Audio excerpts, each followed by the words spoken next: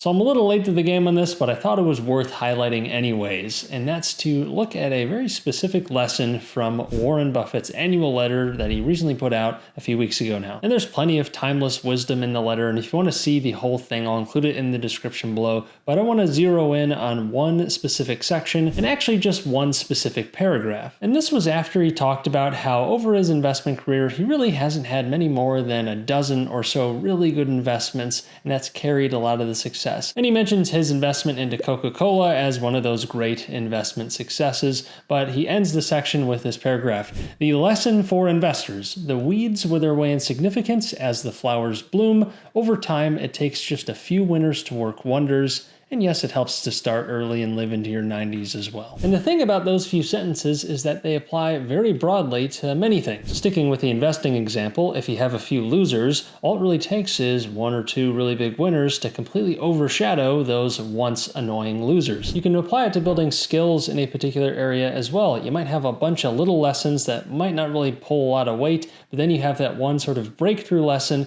and that's really what drives the ball forward. Or perhaps it only takes a few big events to really cause a big perspective shift that allows you to unlock some sort of success in whatever field it might be. And in that way, your former mistakes, the weeds, would indeed wither away as the flower blooms. And I think an indirect lesson here is that you have to keep trying. You can't just try once and then assume that that'll be the winner and then you're all set. You're going to have losers inevitably in pretty much anything you do, unless you're one of those statistical anomalies that wins on the first try. Chances of that happening are pretty low in pretty much anything. Many of Warren Buffett's picks have not been winners, but it's been those few outsized winners that have really pulled forward the rest of the ship. But he wouldn't have been able to find those winners if he wasn't constantly making an effort to look for them. So I guess what I'm trying to say here is don't expect the winners to come to you. You still have to make some effort in the first place, and it's got to be pretty consistent effort. And in Warren Buffett's case, it's been consistent effort over a very long time. And that's the next key takeaway of this otherwise very short paragraph.